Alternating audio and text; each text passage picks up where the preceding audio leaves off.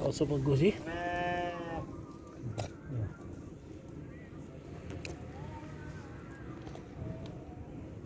Utuh belum kena.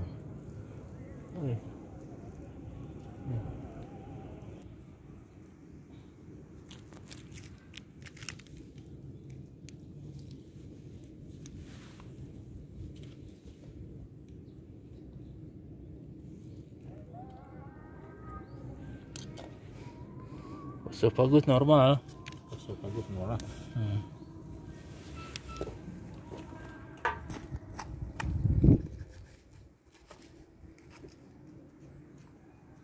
Ready.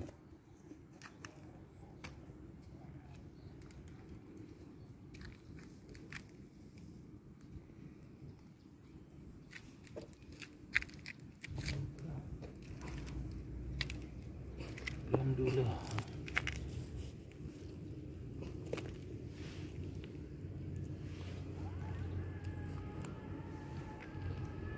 Glandula parotis. Glandula. Dah, ya.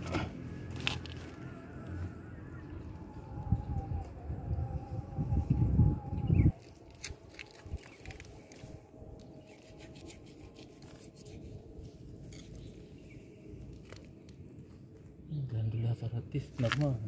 Glandula normal. Glandula parotis.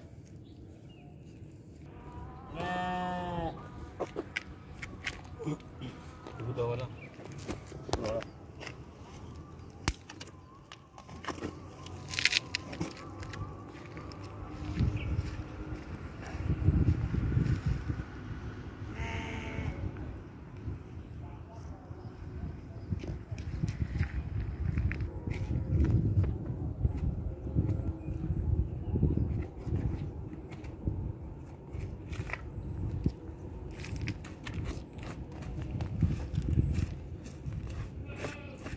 Dia dah tundang.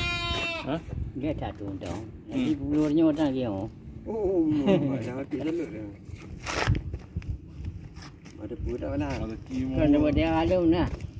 Dia pakai je. Kamu tiga kami bawa. Nak kan ni.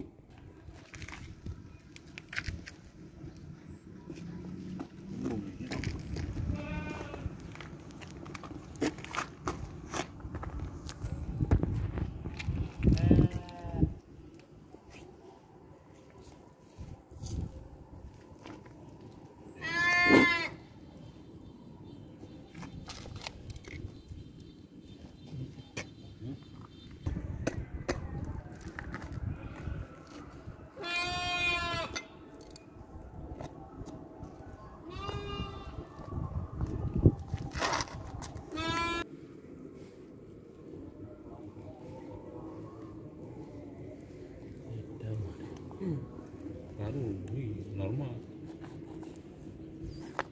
Tunggu.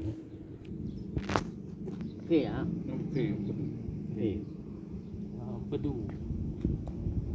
Empedu membesar. Kantong empedu membesar.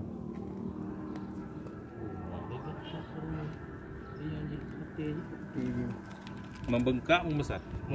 Membesar. Buat je kan atau anak-anak atau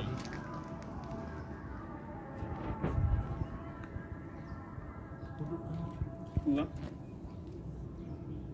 jadi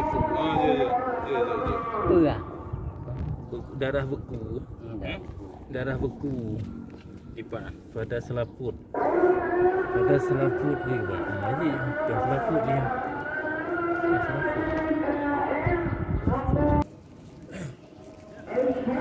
Ada baju. Oh, mar. Ya. Sudah. Sudah. Action. Oke, nih. Hari ini kita melakukan otopsi sementara. Ini ada seekor domba miliknya seorang petani, Pak Abdullah, Pak ya. Yang sabar, Pak ya. Ini semua rezeki dimiliki Allah Subhanahu Wa Taala. Kebetulan hari ini sudah diambil satu, tapi nanti diganti dengan yang lain.